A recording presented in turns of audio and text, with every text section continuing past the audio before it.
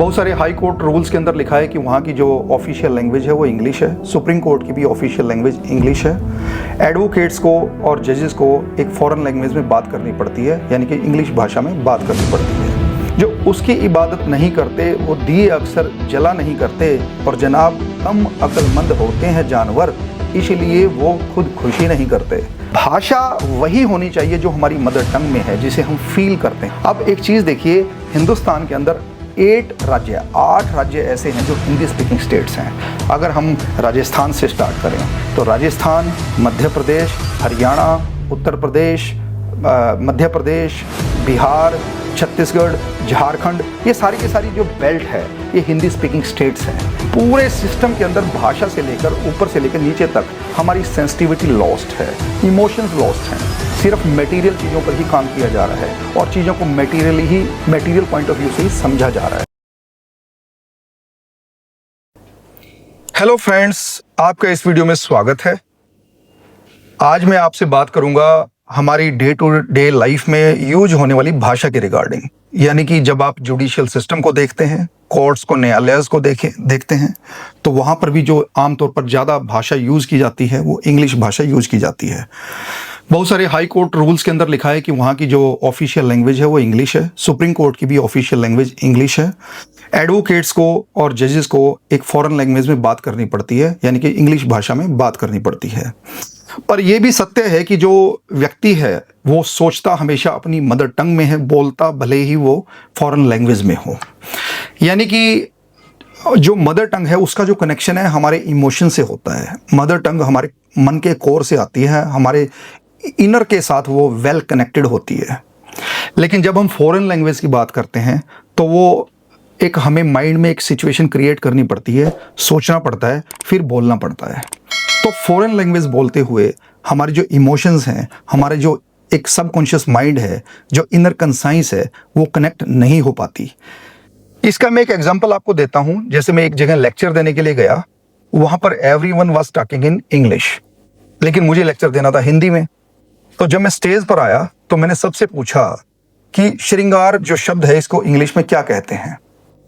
तो everyone said कि हम मेकअप बोलते हैं श्रृंगार को इंग्लिश में, जबकि श्रृंगार अलग चीज है और मेकअप अलग चीज है।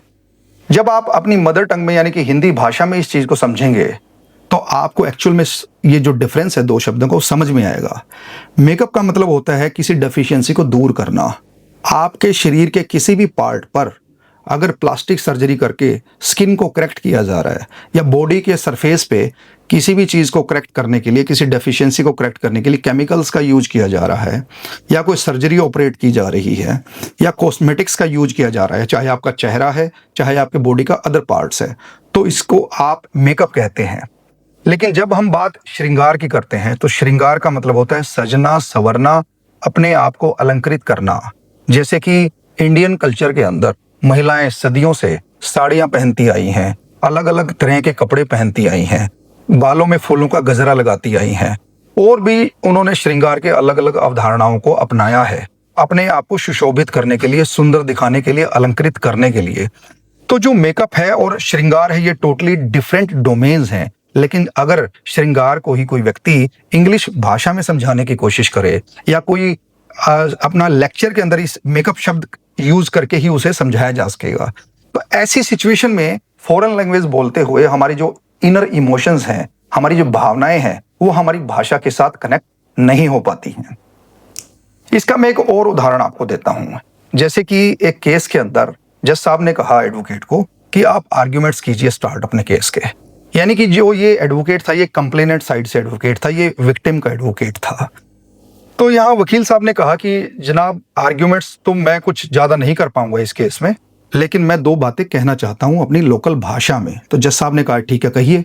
तो वकील साहब ने शुरू किया भगवान की तरफ, आसमान की तरफ उंगली करके, कि जो उसकी इबादत नहीं करते, यानी कि जो अल्लाह की प्रेयर नहीं करते, जो भगवान की प्रेयर नहीं करते, जो उसकी इबादत नहीं करते, वो दिए अक्सर जला नहीं करते, और जनाब कम अक्लमंद होते हैं जानवर, इसलिए वो खुद खुशी नहीं करते, और जनाब जो चाहते हैं अमन शहर में, वो कातिलों को बरी नहीं करते।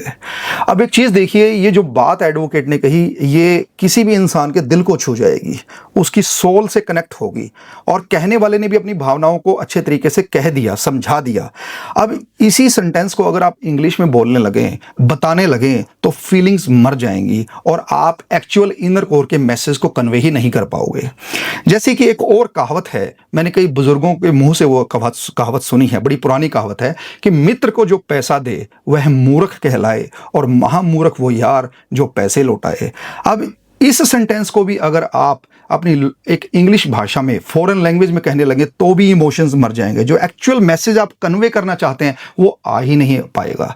तो इसीलिए मैं एक चीज़ महसूस करता हूं माय डियर फ्रेंड्स, कि जैसे जितने भी कोर्ट्स में हम इंग्लिश भाषा में अपने आर्ग्यूमेंट्स रखते हैं, अपनी बातें रखते हैं, वहां पर दो ड्रॉबैक्स हैं। एक, हमारे जो एक्चुअल इमोशंस हैं, सेंसिटिविटी है केस को लेकर, और रूट रियलिटीज है, उसको भावनाओं के स्तर पर, लेवल पर हम फॉरेन लैंग्वेज में नहीं ला पाते, क्योंकि हम इंडियन हैं और हमारी मदर टंग जो है उसी के आधार पर हम सोचते हैं। हम अपने दिनचर्या में 90% जो बात करते हैं वो अपनी मदर टंग में करते हैं, लेकिन जब किसी इंस्टीट्यूशन के साथ हम कनेक्ट होते हैं, कहीं पर हम आर्ग्यूमेंट्स के लिए किसी कोर्ट में जाते हैं, तो इंग्लिश भाषा हम लोग यूज करते हैं, जो एक फॉरेन लैंग्वेज है, जो हमारे इमोशंस को एक्चुअल फॉर्म में कोर्ट के सामने नहीं ला पाती। तो ऐसी सिचुएशन में क्या होता है, जो एक्चुअल जस्टिस है उसकी डेथ हो जाती है। अब जैसे मैं आपको कहूं कि अगर कोई जज साहब किसी वकील से कहें कि मुझे अपनी मदर टंग में, हिंदी में, लोकल लैंग्वेज में 2 मिनट के अंदर अंदर आप बता दीजिए कि एक्चुअल आपका डिस्प्यूट क्या है, आपका केस क्या है, तो जो एडवोकेट है वो 2 से 3 मिनट के अंदर अंदर अपनी एक्चुअल बात को कह पाएगा। क्योंकि इसका एक और कारण मैं आपको बताता हूं, जो ये इंग्लिश भाषा हमें कैसे नुकसान पहुंचाती है कोर्ट के अंदर। देखिए, जब आप किसी भी व्यक्ति से, जिसको फंक्शनल ट्रांसलेशन नहीं आती, यानी कि एक पर्टिकुलर डिप्लोमा होता है फंक्शनल ट्रांसलेशन का, जैसे कि वो डिप्लोमे में ये सिखाया जाता है कि अगर एक पेज हिंदी है तो एक ही पेज इंग्लिश बनेगा, एग्जैक्ट उसकी ट्रांसलेशन होती है, उसमें जो सेंस है 99% वही रहती है जो सेंटेंस की होनी चाहिए। तो वो एक पर्टिकुलर स्किल्ड डिप्लोमा है। लेकिन हमारी जो पॉपुलेशन है एडवोकेट्स की और जजेस की, 99% ने तो वो डिप्लोमा किया ही नहीं हुआ, उन्हें फंक्शनल ट्रांसलेशन भी नहीं आती। तो ऐसी सिचुएशन में जब हम हिंदी की इंग्लिश बनाने लगते हैं तो एक पेज से 2 पेज बन जाती है, एक पेज से 1.5 पेज पे वो बात चली जाती है, चीजें एग्जेजरेट हो जाती हैं, फीलिंग्स मर जाती हैं, एक्चुअल सेंस नहीं आ पाती, वो कहीं ना कहीं रास्ते में खो जाती है। तो भाषा वही होनी चाहिए जो हमारी मदर टंग में है, जिसे हम फील करते हैं। अब एक चीज देखिए, हिंदुस्तान के अंदर 8 राज्य ऐसे हैं जो हिंदी स्पीकिंग स्टेट्स हैं। अगर हम राजस्थान से स्टार्ट करें तो राजस्थान, मध्य प्रदेश, हरियाणा, उत्तर प्रदेश, मध्य प्रदेश, बिहार, छत्तीसगढ़, झारखंड, ये सारी की सारी जो बेल्ट है ये हिंदी स्पीकिंग स्टेट्स हैं।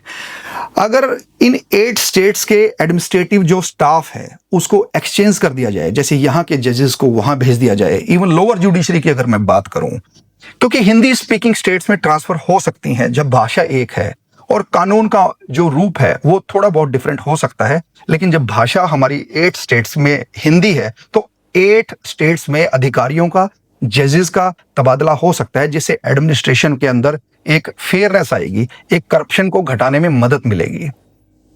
अब भाषा ये इतनी इंपॉर्टेंट चीज है क्योंकि हम अपने मन के भावों को जब भी एक्सप्रेस करना चाहते हैं, अगर हम अपने घर में भी अपने मन के भावों को एक्सप्रेस करना चाहें, अपने टीचर के आगे भी अपने मन के भावनाओं को एक्सप्रेस करना चाहें, तो अपनी मदर टंग में ही एक व्यक्ति अपनी भावनाओं को बहुत अच्छे ढंग से एक्सप्रेस कर पाता है।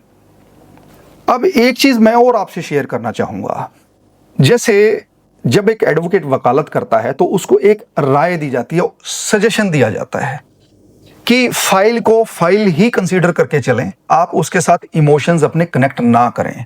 क्योंकि अगर एक एडवोकेट ने किसी फाइल के साथ इमोशंस को कनेक्ट कर लिया, उसको अपने मन के तल पर कनेक्ट कर लिया, भावनाओं के साथ कर लिया, केस के फैक्चुअल पोजीशन को लेकर, तो वो वकालत सही नहीं है। मतलब ऐसा समझाया जाता है कि थोड़ा कठोर वकील बनो, केस कोर्ट में खत्म हुआ तो घर आ जाओ, फिर आपको उसके बारे में सोचना नहीं है, और केस के साथ, फाइल के साथ इमोशनली अटैच होना नहीं है।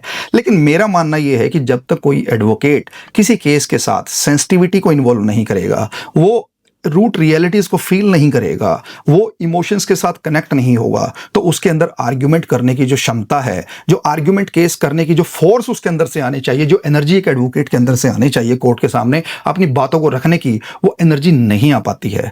तो मैं इसके बिल्कुल विपरीत सोचता हूं, क्योंकि जब हम इमोशंस की बात करते हैं, जब हम सेंसिटिविटी की बात करते हैं, तो हमारे इनर से वो चीज आती है। इसका एक मैं और तरीके से समझाने की कोशिश करता हूं। देखिए, जीवन का एक भाग है बाहरी भाग। जैसे आप बाहर की दुनिया से लड़ते हैं, बाहर की दुनिया से आप बात करते हैं, बाहर के लोगों से आप कनेक्ट करते हैं, सब कुछ बाहर घटित हो रहा है।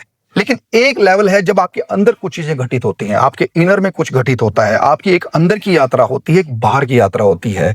तो जब कोई व्यक्ति आप अपने अंदर की यात्रा से बाहर की यात्रा को कनेक्ट करता है, तो वो एक्चुअल रूट रियलिटीज को उस नजरिए से, उस सेंसिटिविटी से, उन भावनाओं से देख पाता है। अदरवाइज अंतर आ जाता है। रूट रियलिटी कुछ होती है, सामने रखा कुछ जाता है, तो वो मैचिंग नहीं हो पाती, वो कोरिलेट नहीं कर पाती चीजें। और इससे होता क्या है, फिर हम सामने वाले को बोल देते हैं कि ये व्यक्ति इनसेंसिटिव है। मैंने इस तरीके से बात रखी, वो उस बात को उस तरीके से समझ ही नहीं पाया। यानी कि हम एक व्यक्ति जो मैसेज कन्वे करना चाहता है, वो तभी उस मैसेज को कन्वे कर पाएगा जब वो अपनी मदर टंग में बात करता है और कहीं ना कहीं वो रूट रियलिटीज उसके साथ कनेक्ट करता है। अब एक चीज और मैं बताता हूं, जब मैं इनर की बात करता हूं तो मैं एक एग्जांपल और लेता हूं। जैसे हम किसी कैदी की बेल लगाते हैं और उस बेल में हम एक मेडिकल ग्राउंड लेते हैं कि कैदी को HIV है, कैदी को एड्स है, कैदी के पैर में जख्म हो गया है, कैदी को ब्रीदिंग की प्रॉब्लम है, या कैदी के फैमिली में किसी बच्चे को ब्रीदिंग की प्रॉब्लम है, कोई क्रोनिक डिजीज हो गई है उसकी फैमिली में, या किसी जो एक्यूज्ड है, जो यानी कि जेल में है कैदी, यानी कि उसके फादर पैरालाइज्ड हो गए हैं या मदर पैरालाइज्ड हो गई है, या घर में बच्चे की टेक करने के लिए कोई नहीं है। तो कई बार हम इन चीजों को बेस बनाकर हम बेल फाइल करते हैं कोर्ट के अंदर, और कई बार इंटरिम बेल मांगते हैं। लेकिन यहां भी एक फैक्टर आता है, कई बार जो बेंच होता है वो इमोशंस को अंडरस्टैंड नहीं कर पाता, वो रूट रियलिटीज को फील नहीं कर पाता। तो ऐसी सिचुएशन में क्या होता है कि स्टेट को नोटिस किया जाता है और उसमें डेट डाल दी जाती है महीने भर की, 15 दिन की, 20 दिन की, यानी कि कई बार तो एक महीने से ज्यादा लंबी डेट भी डाल दी जाती है। और स्टेट को कहा जाता है कि आप मेडिकल स्टेटस वेरीफाई करके बताएं। यानी कि सेंसिटिविटी, कई बार ऐसा लगता है कि जो बेंच है वो भी कई बार इमोशनल और सेंसिटिव तरीके से चीजों को नहीं समझ पाते। और हमारा जुडिशियल सिस्टम देखिए कैसा है, हमारे यहाँ फाइल नंबर होता है, जैसे कि आइटम नंबर बोला जाता है, यानी कि जो केस की फाइल होती है, जो केस की फाइल जब पिकअप होती है तो उसको बोलता है item number so and so. यानी कि जब आप अगर बाहर जो डिजिटल बोर्ड लगा होता है तो वहां भी आइटम नंबर चलते हैं। तो यानी कि पूरे सिस्टम के अंदर भाषा से लेकर ऊपर से लेकर नीचे तक हमारी सेंसिटिविटी लॉस्ट है, इमोशंस लॉस्ट हैं। सिर्फ मटेरियल चीजों पर ही काम किया जा रहा है और चीजों को मटेरियल पॉइंट ऑफ व्यू से ही समझा जा रहा है। तो ये एक मेरा छोटा सा वीडियो, मैंने कोशिश की कि इमोशंस हमारी जिंदगी में कितने इंपॉर्टेंट है, सेंसिटिविटी हमारी जिंदगी में कितनी इंपॉर्टेंट है, और अगर हमारी लोकल भाषा में कोर्ट्स के अंदर प्रोसीडिंग्स की जाए, कोर्ट्स के अंदर आर्ग्यूमेंट्स लोकल भाषा में किए जाएं, तो जो बात 15 से 20 मिनट में, जो बात 1 आवर में कही जा सकती है, उसको बहुत मिनिमाइज्ड टाइम में कोर्ट के सामने रखा जा सकता है, एक सही ढंग से बताया जा सकता है। तो इसलिए भाषा बहुत महत्वपूर्ण चीज़ है हमारे इमोशंस को एक्सप्रेस करने के लिए, केस की सेंसिटिविटी को रिफ्लेक्ट करने के लिए। तो आई थिंक मेरा ये प्रयास आपको पसंद आएगा। इस वीडियो को आप लाइक करेंगे, इस वीडियो को शेयर करेंगे, और आपको ये वीडियो पसंद आए तो इस चैनल को सब्सक्राइब कीजिए। Thank you very much.